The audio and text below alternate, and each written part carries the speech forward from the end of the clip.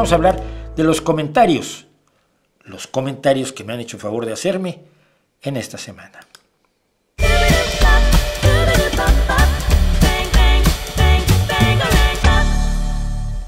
Pues sí, tenemos los comentarios ahorita. Todavía no le ponemos nombre, le pusimos esteparios porque rimaba, pero nada más, ¿no? Entonces todavía no hay nombre. Se aceptan sugerencias para el nombre de comentarios solitarios, esteparios y cavernarios, porque, bueno, me hacen, lo vuelvo a comentar, hacen comentarios aquí en el canal, en la zona de comentarios del canal, que está moderada y que borró muchas cosas y tal, pero hacen comentarios que yo respondo, pues yo leo todos los comentarios y respondo a los que me parece relevante comentar, ya sea para ponerlos verdes o para darles una explicación real, que también vale la pena.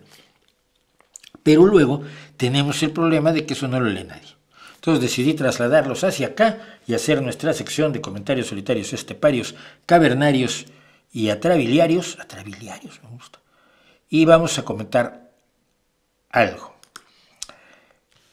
Dantel 3172 es una pregunta que me parece maravillosa porque la gente se niega a hacerla muchas veces.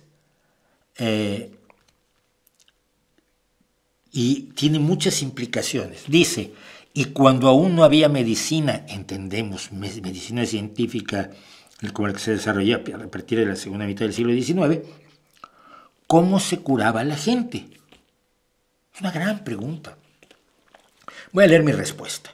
Pero luego, después de que respondí, ya se me ocurren otras cosas, pero voy a tratar de mantenerme en los límites de lo que le respondí a Dantel 3172. Es una gran pregunta que tiene muchas implicaciones. Lo primero es que tú crees que la gente se curaba con agentes externos y por tanto supones que pócimas, amuletos, bailes, rituales, sacrificios de animales o humanos, hierbas, decocciones, recetas de bruja, etc., tenían poderes curativos. De otro modo, no se explicaría que la gente se curara. Así que hay que empezar por el hecho de que te equivocas. Estoy suponiendo algo que probablemente no era cierto del autor, por cierto, pero bueno, que me perdone si no es cierto. Igual que hoy, en muchos casos la gente se curaba sola. Las enfermedades se presentan, llegan a un clímax y luego desaparecen. No todas siguen avanzando hasta matarte. Una indigestión, una gripe, una infección estomacal leve, un pie de atleta, son cosas que pasan solas, sin ayuda de nada ni de nadie. Para eso tenemos un cuerpo. Bueno, lo estoy viendo. Es lógico, ¿no? Tenemos un cuerpo que hace cosas para defenderse de las enfermedades. Algunas enfermedades se vuelven crónicas y no te matan de inmediato, pero afectan tu calidad de vida durante toda la vida. Y finalmente sí, hay enfermedades que avanzan hasta acabar con la vida. Ninguna de estas podían curarlas. Los miles y miles de supersticiones de todas las culturas, que por medios radicalmente distintos entre sí y a veces opuestos, pretendían curarlas. Cuando el enfermo se curaba solo, el curandero se apuntaba el triunfo. Cuando el enfermo se moría, pues era su culpa, o de los espíritus, o que lo llamaron tarde, nunca del curandero. Salvo algunos pocos casos, decíamos hoy, el del ácido salicílico, la diosgenina, precursora de la progesterona, o la artemisinina, que siempre mencionan porque no hay otros. La vasta mayoría de las prácticas curativas del pasado que se han sometido a prueba no sirven para nada. La medicina comienza a mediados fines del siglo XIX y de inmediato mejoran todos los datos. Vivimos más, con más calidad de vida. Mueren menos niños al nacer o en la infancia. Mueren menos mujeres en el parto. Muere menos gente de enfermedades que hoy son tratables o prevenibles y que antes te mataban sin que siquiera se hubiera descubierto la enfermedad. La gente moría de susto, de empacho, de mal de ojo, de caída de mollera y otras afecciones así absolutamente imaginarias. Respondido está. ¿Sabes? Me cae muy bien. Huevadas además en chileno son como tonterías, estupideces. ¿Qué huevadas decís, huevón? Y dice, ¿sabes quién inventó la división en tres poderes? Los filósofos. Y entonces, pues a huevadas 3258, me horroriza la idea de que haya otros 3257 personas en YouTube que se llaman huevadas. Me alarma enormemente. Pero le digo, siento desilusionarte. La idea general de la división en poderes fue de John Locke, cuya única carrera fue la de médico. y la desarrolló Montesquieu, quien estudió Derecho en Burdeos y París y fue como abogado que escribió El espíritu de las leyes. Los tienen tan engañados. Me dicen, la poca ciencia aleja de Dios mientras que la mucha ciencia te vuelve a Él. Louis Pasteur. Revisa tú de qué lado estás. Es evidente, ¿no? Me encanta además cuando son arrogantes. Porque se llevan unas hostias de consideración. Bueno, pues le cuento. Yo estoy del lado de los hechos.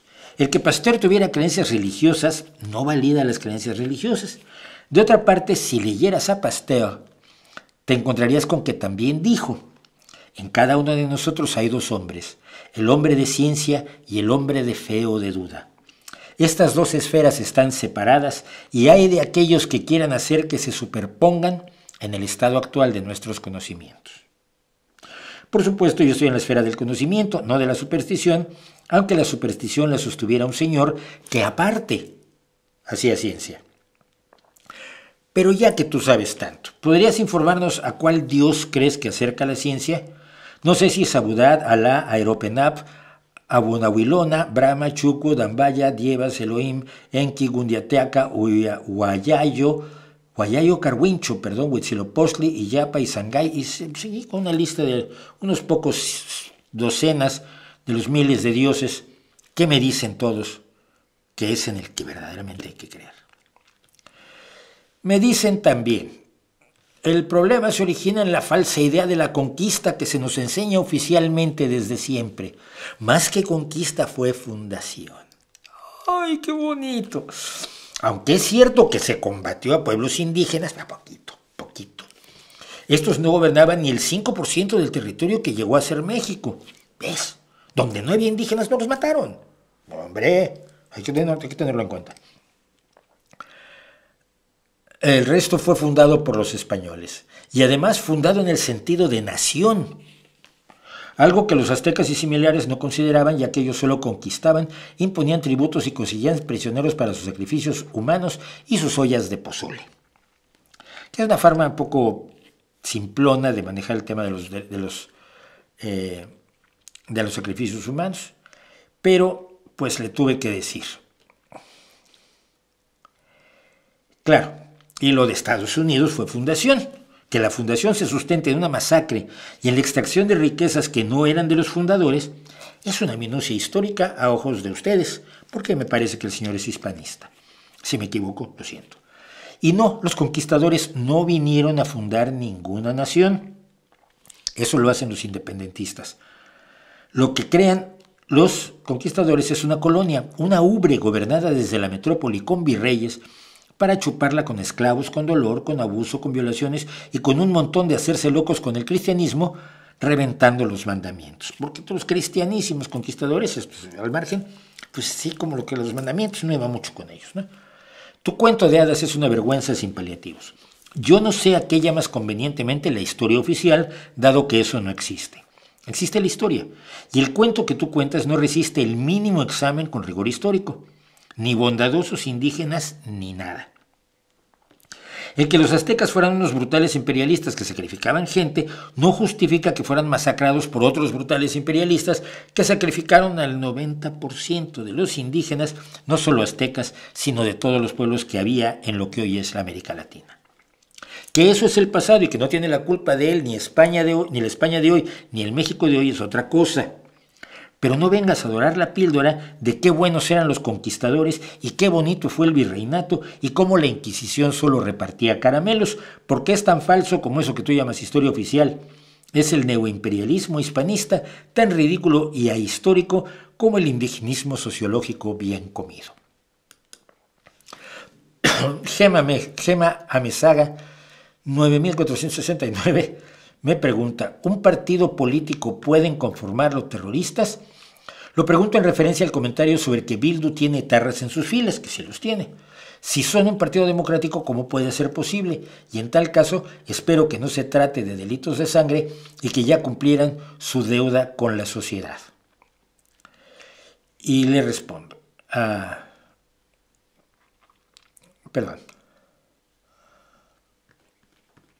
No lo encuentro, qué barbaridad. No, pero sí lo puse. Lo que pasa es que perdí el orden en el que estaban las cosas. Lo siento. Sí, aquí está la respuesta. Dice, sí, me preguntó, ¿un partido político pueden conformarlo terroristas? Sí, sí pueden. Los hay en muchos partidos políticos, como el Sinn Féin en Irlanda. En el justicialismo argentino hay muchos exmontoneros. En el PRD en México había y hay, creo, viejos guerrilleros de los 60. En el propio Frente Amplio uruguayo, un exterrorista acabó de presidente, José Mújica. En el caso de Bildu, sí, hay entre sus candidatos y militantes viejos etarras, algunos condenados por delitos de sangre, pero que ya pagaron su deuda. Mejor que estén allí que con una pistola. Sé que es difícil verlo así, pero es la única forma de verlo. Cuando el ser, disconstrucción y avances ADCVC, no sé, eso es muy largo. Constru dice, cuando el ser humano en un futuro probablemente muy distante logre obtener todo el conocimiento necesario para entender y tal vez controlar la materia y las fuerzas del universo, entonces seremos dioses. Y yo le respondo, no, porque seguiremos siendo naturales, no sobrenaturales. El requisito fundamental para ser un dios es ser un ser sobrenatural. Y lo más que podemos aspirar nosotros es a tener muchísimo conocimiento y a tener el control sobre las fuerzas del universo, pero lo haremos como seres producto de la naturaleza, hechos con los mismos materiales con los que está hecho el resto del universo.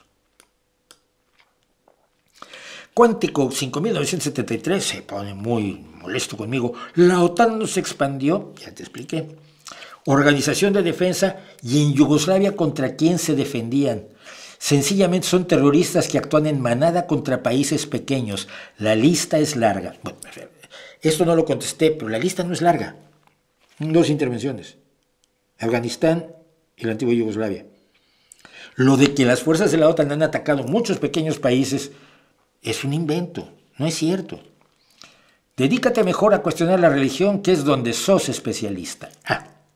Has revelado que procedes del sur profundo del continente. Bien, pues le contesté. En Yugoslavia se hizo, y se puede discutir, una intervención humanitaria para salvar a los albano-kosovares de los nazis serbios, con enorme éxito. En 2 meses y 2 semanas se abatió la matanza, se hizo el acuerdo de Kumanovo, las fuerzas serbias se retiraron de Kosovo y Metohija y los refugiados albaneses pudieron volver a Kosovo. Siento que te moleste que la OTAN haya emprendido una acción concreta contra los nazis de Milosevic y después de defender a esos verdaderos nazis, seguro acusarás a los ucranianos de nazis. Se te ve el Putin. Y finalmente Enrique Thompson Gutiérrez me pregunta, hace algunas semanas comentaste que los números de la inmigración en Europa son bajísimos, pero hasta donde se sabe hay 4 millones de musulmanes en Inglaterra y se está comenzando a perder el control del país. Lo mismo que en Suecia, Italia, Francia y España. Control del canal todavía lo tengo, no encuentro a ningún musulmán inmigrante malévolo por aquí. Por cierto, bueno, eso se los cuento luego. Dice, y Suecia, Italia, Francia, España y quizá alguno más. ¿Podrías dar un panorama realista de cómo está la situación, especialmente con los musulmanes y magrebíes? Por ejemplo, los magrebíes, que son la gente del Magreb, o sea, de Marruecos, pues son musulmanes en su gran mayoría, o sea que pues, es lo mismo con lo mismo. Así que cuando dices 4 millones son un montón de gente, pero es el 6% de los británicos. Así que me dices que con el 6% de la población se pierde el control del país, porque verás, hay cientos de políticos británicos musulmanes, tanto del Partido Laborista como del Partido Conservador y de los Lib Dems, incluido el alcalde de Londres. Hoy, el alcalde de Londres hoy es musulmán, no es un inmigrante islamista que esté haciendo atentados, es el alcalde reelecto de Londres. Sadiq Khan. Hay hasta peers del reino musulmanes, sí, varones y baronesas y condesas y marqueses y todo esto, musulmanes. Es una religión legítima y nada indica que sean islamistas o terroristas como te quieren contar Trump o Abascal. Ahora, de inmigrantes. En el Reino Unido es un 10%. En el resto de Europa tienes el problema de que se consideran inmigrantes a quienes nacieron en algún país europeo y se mudaron a otro país europeo dentro de la Unión Europea. En España, los inmigrantes no europeos son el 11%. La mayoría de ellos, como yo, nacionalizados y con plenos derechos ciudadanos. En total, en Europa se calculan un 19% de inmigrantes, incluidos los de otros países de Europa. Así que sí, son números bajísimos y no auguran ni perder el control de los países ni nada como lo que te cuentan los nazis. Dije neonazis, pero en realidad son nazis. Por lo de neo, yo no se los encuentro en modo alguno. Yo siento que en la sección de comentarios nos sirve también para medir ciertos niveles de desinformación.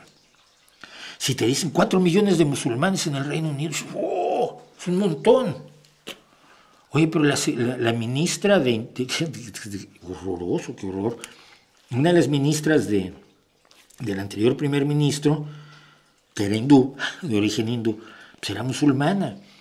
Y ahí, ser musulmán no equivale a ser militante del Daesh o de Al-Qaeda, ni mucho menos.